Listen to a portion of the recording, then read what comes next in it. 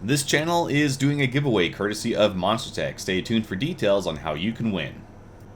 Oh man, guys, I'm a little grumpy right now. I'm gonna be honest. RSI Day is my favorite day of IAE. I am a huge RSI simp, but this is my third attempt trying to record this. OBS is throwing me for all kinds of loops. The challenge with IAE is if you're going to do something on a manufacturer, it's in your best interest to get that out the same day as the venue. So I am going to take a look at what OBS is doing under the hood, see if I can't fix it before my next major video. But for the time being, I've got some cool things that I want to show you. RSI, I'm going to give a tour of the show floor, but then later on we're going to do a redesign of the Constellation series of ships. So I'll have a timestamp below if you want to skip to that. But otherwise, hang out and check out some RSI ships with me. Starting off, I do apologize for the poor audio, but we set up a Pico Shrine in the Constellation Phoenix, so let's see that. Into the more luxurious part of the ship. Got some nice accommodations.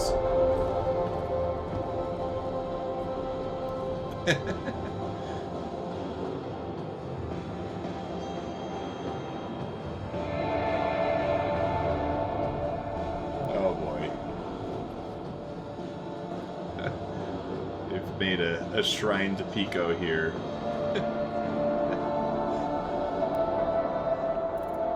Let's see, do I have anything to offer the great Pico?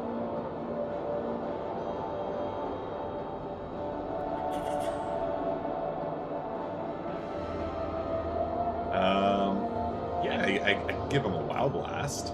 Let's give him a wow blast.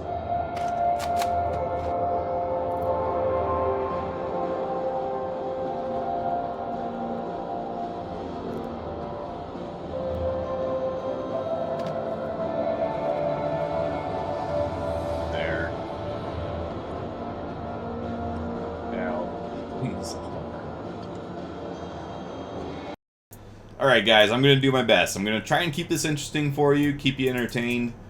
I'm going to just do a voiceover this time around. I don't want to go back in the game and record all this. Not when I don't know what OBS is doing. Brief introduction as to what was going on in that previous clip. It's sending my microphone and the other sources to all channels at the same time. That's causing it to sound muddled and gross. I usually try to split it out so that my microphone has a channel, my main audio has a channel. I also put Discord and Google on their own channels, and that makes it so that I can split things out and keep it nice for you.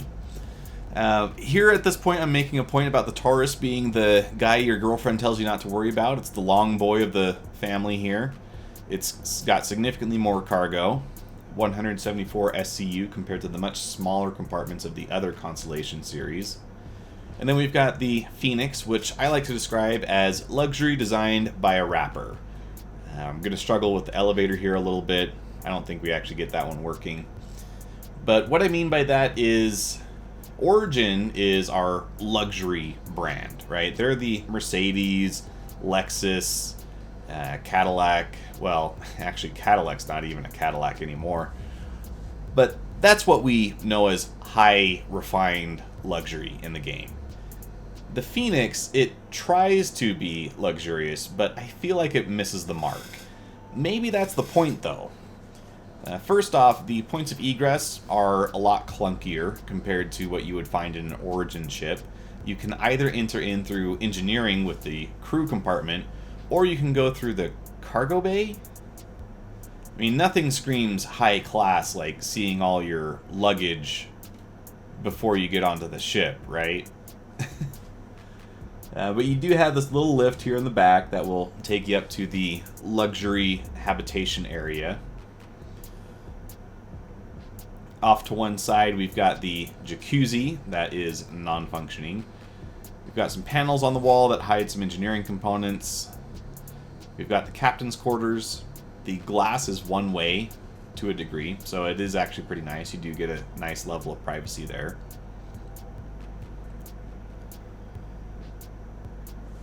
fiddle around with some of the buttons here, trying to figure out if any of them open the jacuzzi, but it seems like this is still a non-starter.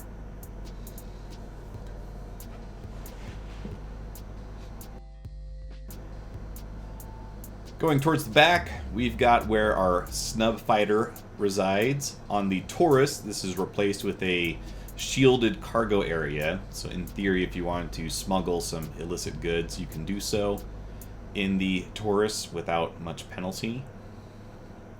And then as we go to the bar, we start to see what I'm talking about with this unrefined refinement. Look at the border between the marble and this wood here. It's like you let your 4-year-old go to town on a coloring book. There's too many intersecting lines. There's no continuity. It's just not great. It looks a little better from this side, but I still wouldn't have picked that color marble. It's like the counter is bleeding on my floor. So I'm just really not a fan of this. It's picking expensive materials because they're expensive, not because they work well. But you do have some pretty plush looking seats and some modest accommodations for your guests. The Phoenix has the horrible super gaudy logo there put up by the projector, and it also has the what we'll call the standard crew accommodation. So this is basically what you'll see in all the Constellation series except for the Aquila, and that does include the glass, which has the standard obstruction glass. What I mean by that is as we flip around here, we see very strong A and B pillars and then a bar that goes right across the reticle. What were you thinking, guys? So this is a big part of what inspired the Connie redesign that we're going to be touching on in just a minute, is first off giving a cockpit that is much more functional. I feel like there's a lot of wasted space here. We've got a massive section taken up by the turret column there, which could be better utilized. And then the layout just doesn't make a ton of sense. It's not nearly as good as what CIG has done since this ship. And again, fiddling with the elevator. It's IAE, so extra bugs are expected, but they are still disappointing. We're going to jump ahead to the next ship. Here we've got the Scorpius. This is my baby. The trademark-free X-Wing in Star Citizen. This is the first ship that we see on the show floor, at least, that has the new style of RSI glass. So there's very few structural elements here. This results in a much cleaner cockpit view, much better panoramic view. You can be a lot more aware of your surroundings. This is a 2-seater. It's got 4 size 2 gimbaled weapons by default, and then it has 4 size 3s on the turrets. And then the Antares is its less fun cousin. Instead of having the turret, you have the quantum snare, so it can't pull things out of quantum, but it can keep them out of quantum. And you have an EMP. And the reason why I say less fun is that's all your gunner gets to do. The RSI Mantis that I'm pointing at here can pull things out of quantum, so that is a difference. This cannot do that. It can only keep things from going back in. They're going to have to retouch the gameplay on this, because right now your gunner is sitting there clicking maybe a button or two during the engagement, and that's it. That's pretty boring. But that is the 2 Scorpius variants. Really cool ships, very stylish. I'm a fan. Here we've got the RSI Mantis. This is a quantum enforcement ship. Again, very clean cockpit glass. This time it does actually let me get on the ship, so that's an improvement from the last server. Don't worry, I'll figure it out. There we go. Hey, lift's going up. So very Spartan interior, but this isn't supposed to be a big ship. It's a quantum enforcer. You can think of this as kind of like a police car is what I like to think of it as. Very, very much an RSI styled seat. Spins around, moves you forward, and look at that view. That is a clean cockpit. I like that glass. That looks good. They should make more ships like this. Can you imagine if I showed you each and every ship thoroughly from the inside? Wouldn't that start to feel like I'm just milking it for content? Here we got the RSI Constellation Aquila, which is different in the cockpit glass. It's got a few other tweaks to it as well. But I feel like the guiding role with the Aquila was, oh, you thought the Constellation standard glass was obstructive. We'll show you obstructive. Because yes, it's got a unique look to it, but as you'll see from the pilot seat, the view is no better here. Still got some very strong A and B pillars, bars going right across the middle. It's just, it's not good. Connie needs some help. Then we've got the Constellation Andromeda, the most based of them all. This is basically the base model of the Constellation series. Standard size cargo pod, standard glass. I mean, this is really the run-of-the-mill Constellation. Nothing super fancy about it. But the Constellations in general, very formidable ships. The pilot has access to 4 size 4 weapons on gimbals. So yeah, 4 size 5 hardpoints for the pilot. That is insane. Especially when you consider that those size 4 weapons are also coming with 141 shots per standard laser repeater. Which is insane. You can basically take out most VHRT bounties in 2 batteries. It's a lot of firepower. And couple that with 2 turrets on most of them, 1 turret in the case of the Taurus. They are very formidable multi-crew ships. Over here we've got the Aurora series of ships, all the fun of big cockpit glass obstructions in a small package. This is one of the first ships that was added to the universe, and it's very basic. It's extremely cozy. Like, wow, claustrophobic even. You have to squeeze around the sides to get in any of the seats. It feels too small. Everything else kind of got sized up a little bit. This one, not so much. A lot of people do like it because it is obviously very much a spaceship as opposed to the planes in space aesthetic that a lot of Star Citizen has. I'm a fan of fighter jets in space. I like that look. I do not like the Aurora. That's a personal preference. You know, you can love it or hate it. I hate it. I'm not a fan.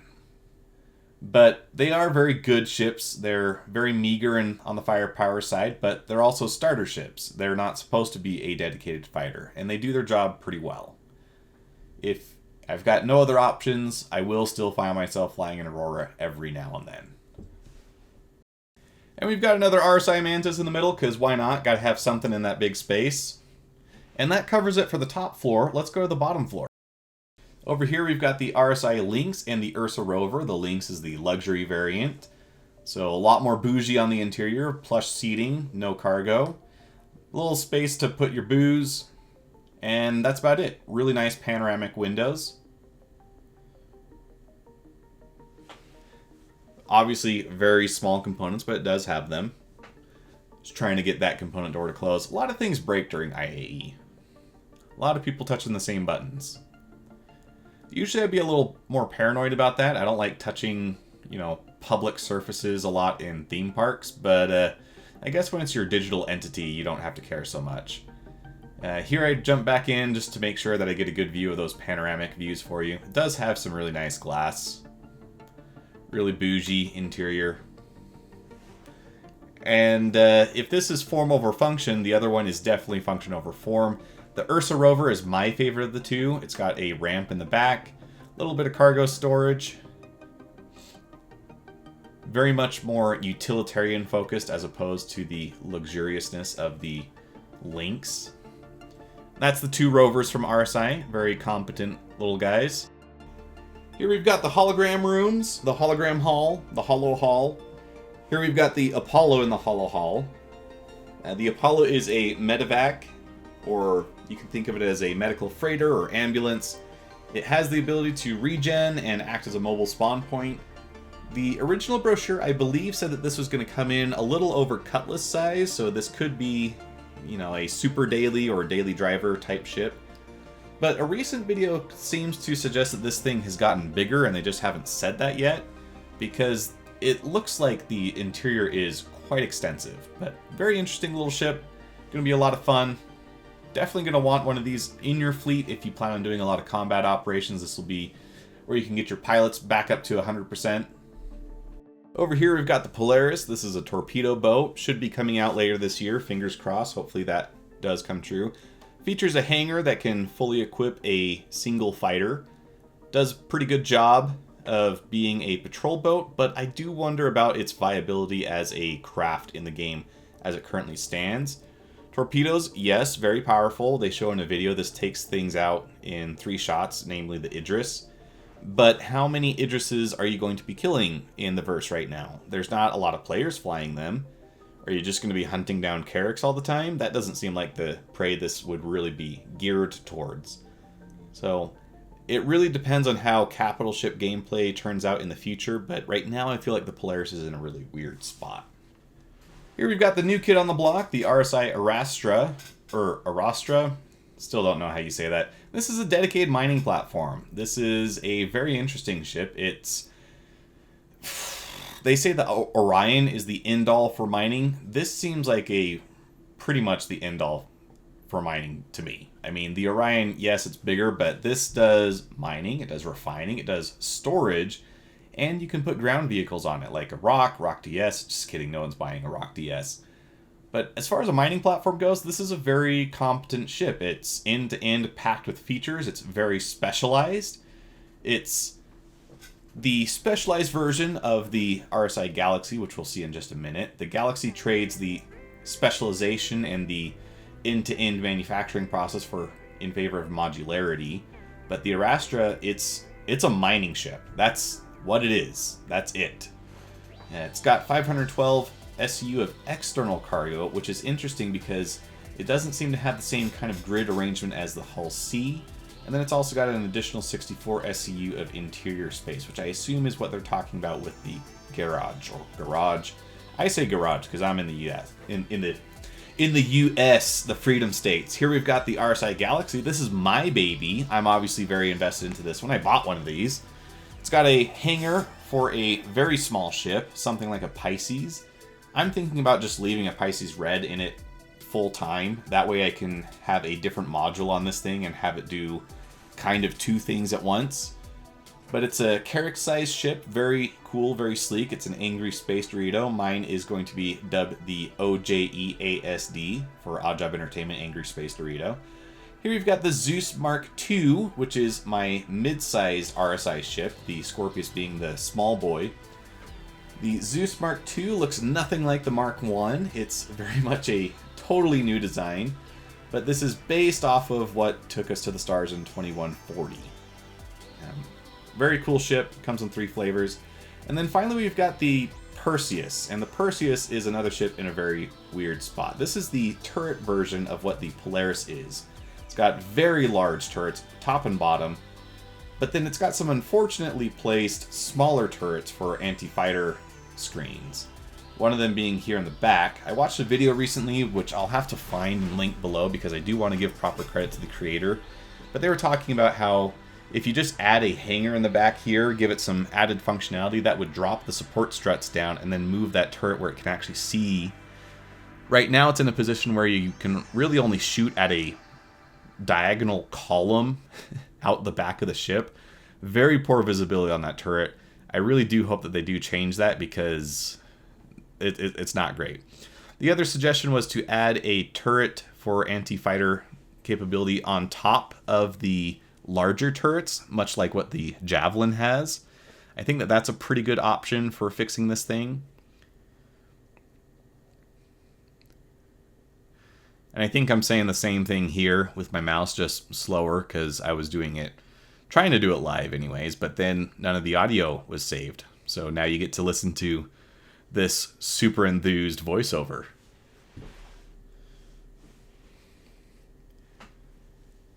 But it's another ship that really just depends on how capital gameplay is going to be. But with all that said, I want to do a Constellation rework. I'm sick of seeing the bad glass on the Constellation. I feel like they're the most different from the RSI lineup, and I'd like to see them brought more in line with what their more modern counterparts look like. So let's see how that looks. Wow, what an efficient lineup. I got you through the entire RSI ship set with only 19 minutes, 19 and a half, I guess, if you want to be picky. Let's talk about the RSI Constellation, and I'm trying not to yell right now. I recorded a lot of commentary and none of the dialogue was saved, so I'm having to do this direct into Premiere at the moment. Here we've got a top view of the Constellation. It's a very popular ship, it's a good size, but it's clunky in that it's one of the first multi-crew ships to be added, so it's showing its age a little bit. But there's a few elements that we do want to make sure that we include from the Constellation that really sell this as a ship. Some of those being the VTOL thrusters on the canard wing formations that we have in the front here. A canard wing is usually a wing that is forward of the main wings. We've got an airlock across the dorsal area here, as well as on the sides.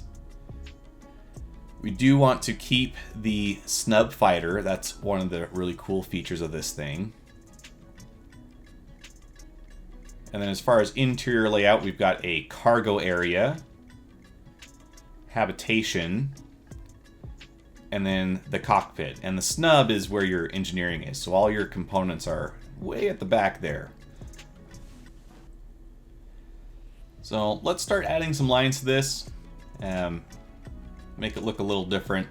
We're going to widen this and make it a little more triangular to match the arrowhead shape that most of the other RSI ships have.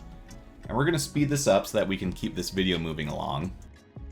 If there is a bright side to my audio being deleted, it's that, well, when you speed things up, it really sounds terrible. So let's redo the layout a little bit.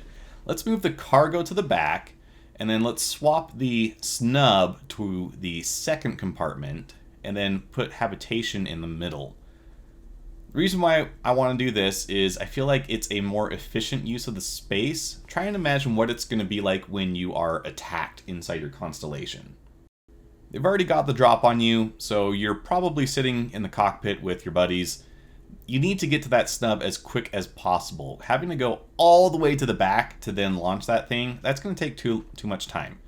So I want to move the snub forward. That's also going to move your components towards the middle, which keeps them a little better protected, I think. And then we can have the entrance either be directly to the cockpit, which would be very speedy, or go through habitation instead. Moving the cargo to the back then opens us up to have the cargo extend further out the back. So if they ever wanted to do a Taurus XL with even more storage, they would then have that option to do so. As you can see, we've gone for a more arrowhead-driven aesthetic here. We've still got the airlocks in relatively the same place, but I feel like this does a little better at balancing the shape of this ship overall. It gives it a little bit more of a delta shape that is more reminiscent of a classic starship. Alright, here we've got another speed painting section. I'm not going to put a ton of detail into this. I'm not a paid employee of CIG. I just want to put enough detail here to help sell some of the form and values that we can establish pretty easily in the early stages of a design. So we're keeping our arrowhead shape. We're just adding in some highlights and some shadows. We do want to make sure that we include the VTOL thrusters, at least the idea of them at least. Adding in a bit of a dorsal hump to evoke some of the original Constellation aesthetic here. Softening some of the shadows, just adding a little bit more of a gradation, trying to build some depth on this. Again, all stuff that you can do very quickly. I'm not going to spend a ton of time on this artwork. Maybe if that's something the audience wants to see, I can come back and look at this a little bit more. Throwing on a remote turret instead of the manned turret that the Constellation has. Remote turrets are superior in my opinion. They're less of a chance of a airlock breach. They're better sealed off, better protected. If you lose a remote turret, you don't lose a crew member. So I'm a big fan of remote turrets, and with the space saved by deleting the turret column in the middle of the cockpit, that means that we can move our elevator to get onto the ship directly to the cockpit. So it's super fast entry and exit. We can also put some remote turret seats side by side in the cockpit, which would be a little more comfortable. Have everybody be able to see each other. And just going through and softening some of the transition points between light and shadow here. It's a good thing I'm not turning this in for any kind of art grade, because I do see the obvious issues with the light. I've got light coming from a totally different direction compared to the original drawing that we're looking at here. Not drawing, model. Copying the engines that we can show what that looks like on top of our ship. We're going to push those out a little more to the side, give this thing a bit more of a wider stance. That's going to accentuate the triangularity of this redesign a little bit more. And then we're adding in some blues to denote some cockpit glass. A lot of the Connie series do have some darker tinted glass, so I wanted to evoke that a little bit here. Adding in some rough shapes to give the idea that there is a cockpit in here. Adding some rough highlights to those seats, and then some illusion of some panels. So as we talked about before, there's some key elements that you want to make sure you include from the previous constellation if you're trying to do a redesign.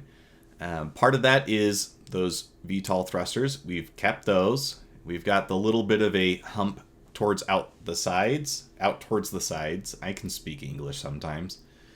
And we've kept the engines pretty much the same. So this should still evoke a very much Connie aesthetic.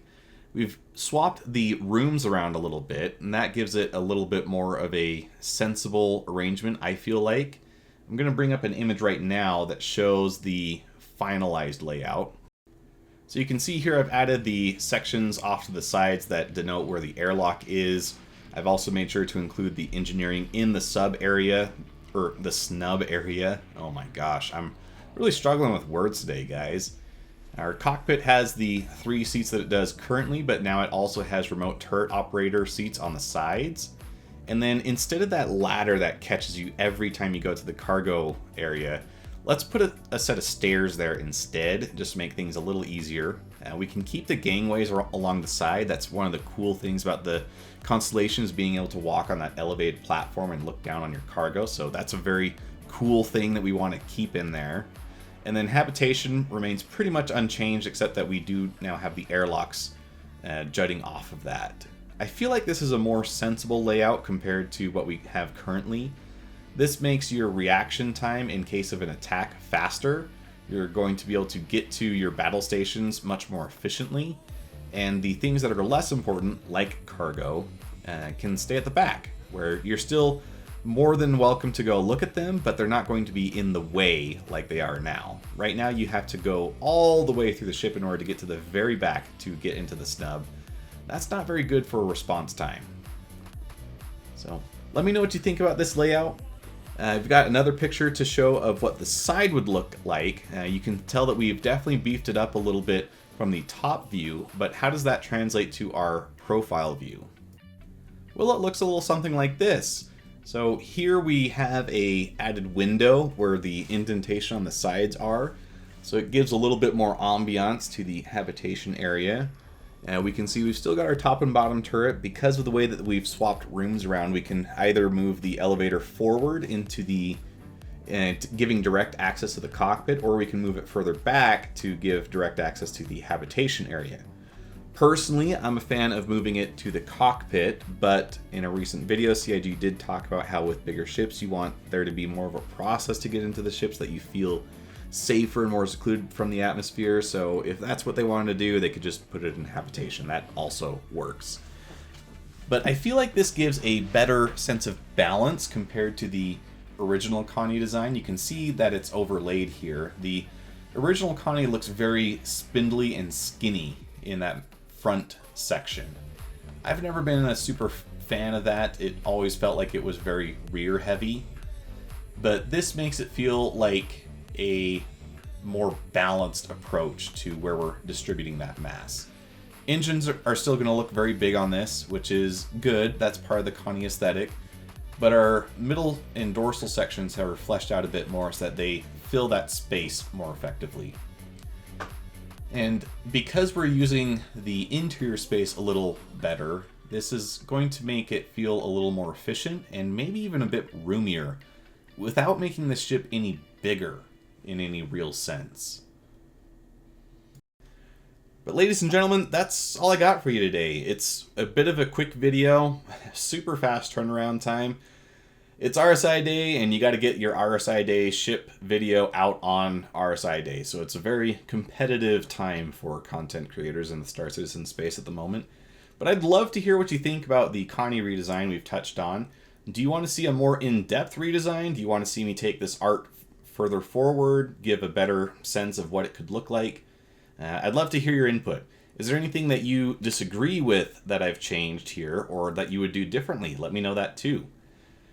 We are doing a giveaway courtesy of Monster Tech, and Monster Tech makes super great products. I am a huge fan. You've seen me streaming, and I use their MFC flight chair every day. I practically live in this thing when I'm not literally at work. I play games here, I do my SolidWorks, I obviously play Star Citizen quite a bit, and this chair does everything. It's very adaptable, you can customize it however you wish, and it's hard to find that kind of customizability in a consumer product.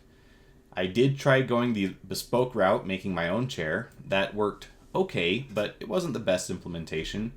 So I'm really glad we have companies like Monster Tech who do know what they're doing.